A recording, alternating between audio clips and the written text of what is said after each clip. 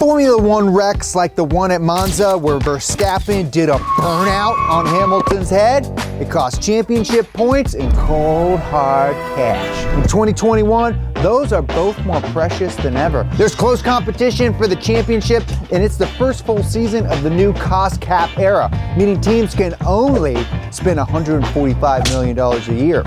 When a big accident happens, that sends them looking through their couches for change, but also wondering who should pick up the bill. So today we're gonna look at the high cost of F1 wrecks, figure out why they're so expensive, and to figure out why these crashes happen in the first place, we got our very own F1 expert from the channel Driver 61, Scott Mansell. He's here to help us out. We needed help. He said, I can help you. We were like, are you sure you want to help us? He said, yeah, I'll help you. No, for free. And we were like, yeah, for free. And he's like, for free, I'll do it for free. And we're like, thank you for doing it for free. For sake, they're so annoying. Scotty boy, welcome to the channel. Let's go.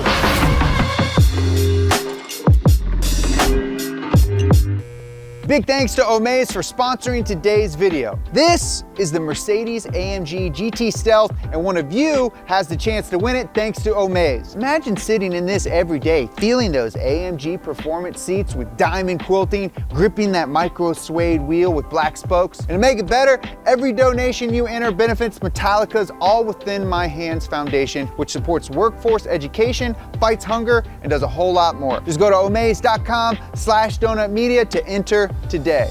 Ta-da! Doug, what's the matter? You don't have an explosive entrance this time? I just wanted to come up and apologize for my behavior this campaign. I'm trying to be better, really, but I've been feeling really lonely lately. Are you crying? No, yes, a little bit. I realize now you guys are the closest things I have to friends. It's like Jean-Paul Sartre famously said, hell is other people, but he was wrong, okay? Hell is no other people. Doug, I didn't take you're a fan of Sartre. I love French philosophy.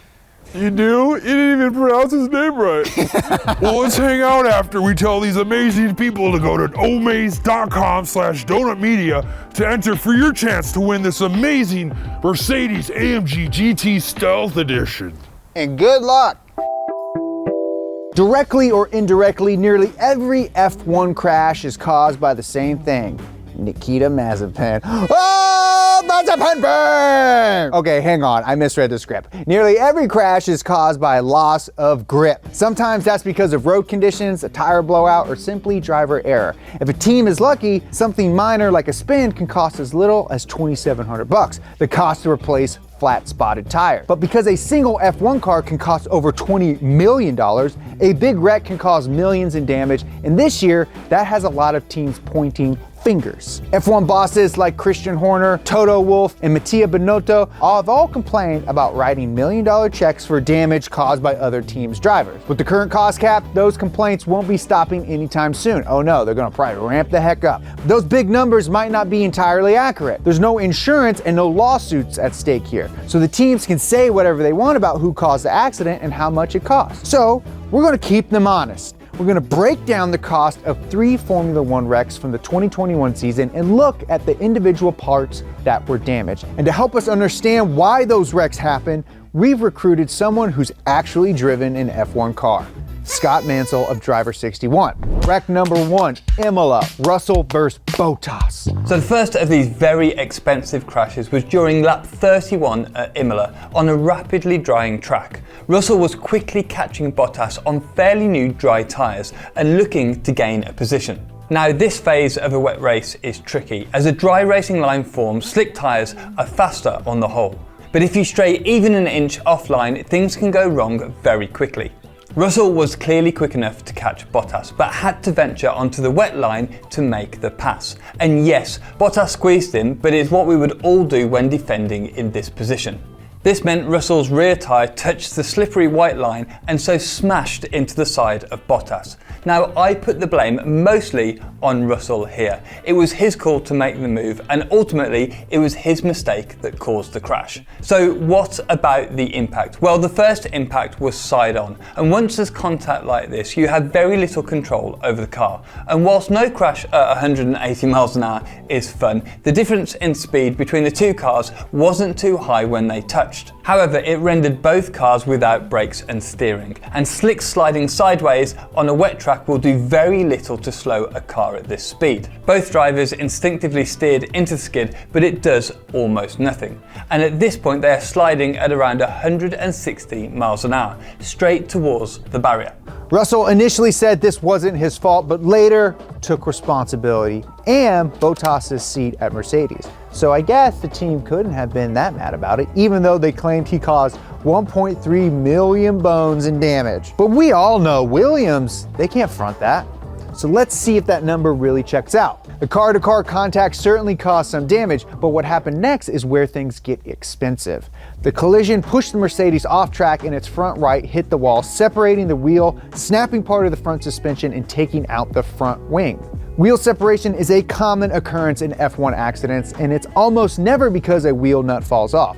When it happens, it's because the entire assembly, including the hub, brakes, and bearings, they come loose, often with suspension fragments still attached. The cost of that wheel separation though, about $2,000 for the wheel and tire, $1,500 for the wheel bearing, $15,000 for the hub and brake assembly, or around $18,500 total. It's really hard to estimate the cost of broken suspension components like the ones in Bottas' first impact because F1 suspension is incredibly complex. I should add that exact dollar amounts for F1 parts are hard to come by. You can't find this stuff at AutoZone. Some of those are the inboard parts, expensive stuff like dampers and springs that are safely hidden behind the bodywork. These likely wouldn't have been damaged in the initial impact. The wishbones, push rods, and track rods for steering connect inboard components to the wheels, and these are what break in a wheel separation. Mercedes says suspension is one of the most expensive systems in F1, but much of that is in development costs. The best estimates we could find for the parts themselves were between $100,000 and $150,000 for an entire car's complete suspension. A similar problem occurs when we look at front wing costs. The wing and nose cone on an F1 car are a single assembly which costs about $140,000. It's one of the few parts that's designed to be replaceable during a pit stop because front wings get damaged a lot. Small impacts with curbs and contact with other cars can cause enough damage to disrupt the aerodynamics of the car and necessitate a quick change. The wing itself is actually composed of up to 5 individual aerodynamic elements per side, plus the end caps and a few other small components, giving it over 100 settings. Wings aren't designed to absorb lateral forces like those which occur in an impact. But the cost of individual suspension components and wing elements doesn't matter here, because in Bottas' second impact, those parts were completely destroyed. With the wheels separated, the car slid on its floor across the track and through the gravel trap before hitting the outside wall head on. The floor and barge boards, those are the small aerodynamic parts behind the front wheels, they cost $141,000. The front wing and nose cone was completely destroyed in that second impact, so there's another $140,000. The remainder of the front suspension, including the inboard components, are destroyed, so that's around $75,000. And the other front wheel assembly was destroyed for another $18,500.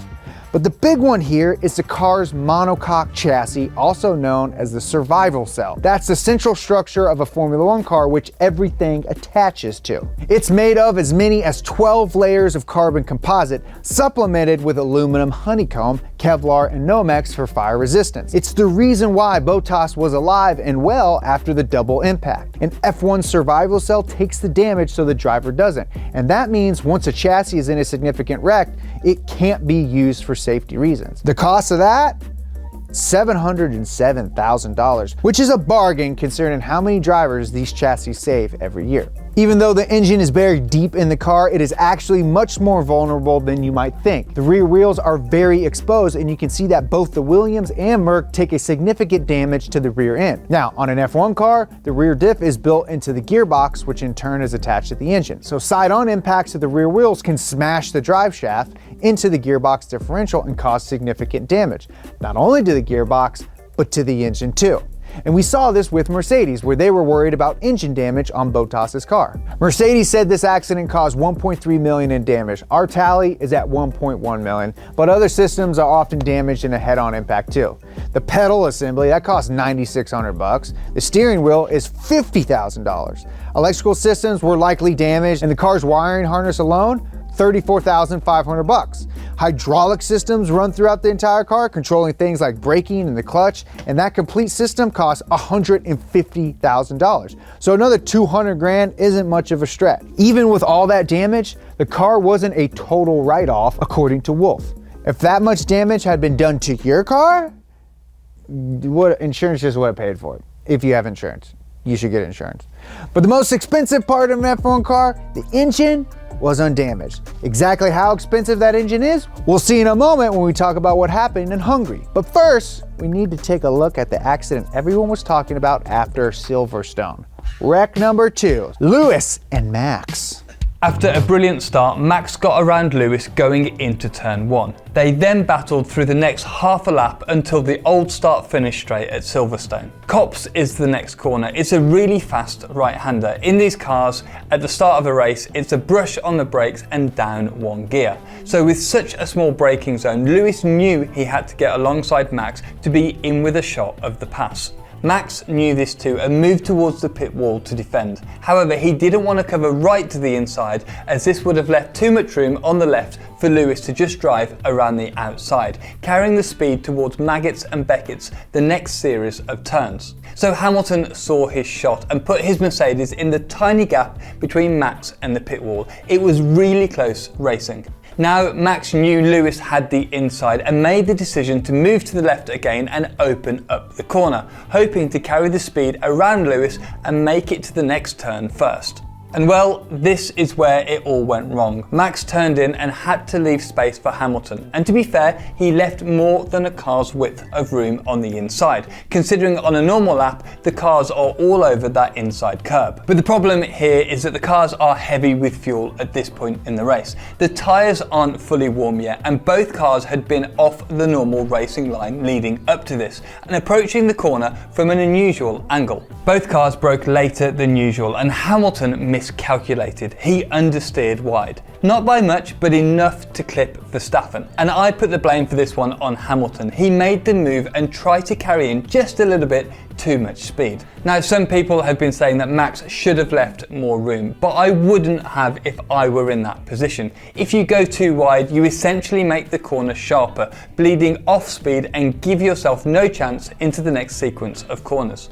Anyway, the resulting impact between Lewis's front left and Max's rear right tyre was small, but in such a high load corner, this sent Max spinning out of control. At Silverstone, there is a decent amount of tarmac runoff on the outside at Copse, where Max would have bled off some speed. Then the gravel trap would have bled off a little bit more, but this is still a 170 miles an hour corner. The vast majority of the deceleration happens when Max hits the tyre wall side on, missing the slightly comfier Tech Pro barrier just a few meters away. He went from over 150 miles an hour to 0 in about 1.5 meters. That's over 50 G. And that is something only a handful of people have ever felt.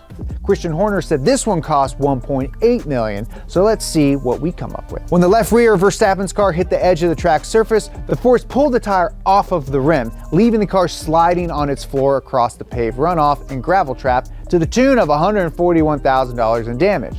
The car impacted the tire wall on its right side, sliding partially underneath it before bouncing back out. Like the Bottas crash, that impact took out 2 wheel assemblies for 37 grand, half of the suspension for 75 grand, and the front wing for another 140 grand. And yet another similarity to the Bottas crash, the chassis was almost certainly unusable. It did its job and saved Max's life, and Red Bull is happy to spend another $707,000 to keep him around. So far, this wreck looks pretty similar in cost compared to Bottas's Imola incident. So, why did Red Bull claim it cost $500,000 more? Well, really 600,000, but you know what, we like to round around here. Well, sliding under the tire wall took out the rear wing too. Even though the rear wing has fewer parts than the front, the cost of that is around $150,000. That's because of the integrated electronic and hydraulic systems needed for the drag reduction system, DRS. That's the flap that opens to reduce downforce for easier passing. But the big reason this was more than Bottas's crash is because the rear of Verstappen's car was damaged in the impact. That affected the drive shafts, which are $9,600 each, and the gearbox, which costs $354,000. By our own calculation, that puts the total cost at $1.823 million. I believe they said 1.8 million. We said 1.82. Not bad for a family-friendly YouTube channel. Amazingly though, that's still not a write-off, or at least that's what Red Bull thought at the time. It wasn't until practice and qualifying for the next race at Hungary, when they reused the same engine from Silverstone, that they noticed a problem. Engine was replaced, and in an official statement, the team said the problem might have developed over the course of the weekend, likely to be an after effect of the Silverstone crash. So Red Bull stopped short of entirely blaming the engine failure on Mercedes. But in a different accident at Hungary, Ferrari team boss Mattia Binotto didn't hesitate to blame Aston Martin for Leclerc's engine failure after Lance Stroll ran on into him. Wreck 3, Hungary, everyone versus everyone, but mostly Stroll versus Leclerc. Now this one was absolute carnage, and all started by Valtteri Bottas. The track was wet, so all of the cars started on the intermediate rain tyre, making it really tricky to get a good start. Unfortunately, Bottas got a bad start, getting immediately overtaken by Norris on his right and Perez on his left. Now he's following these two cars just in front of him in the spray and has to pick his braking point. And when the track is wet, it's even harder than normal to pick the right braking point.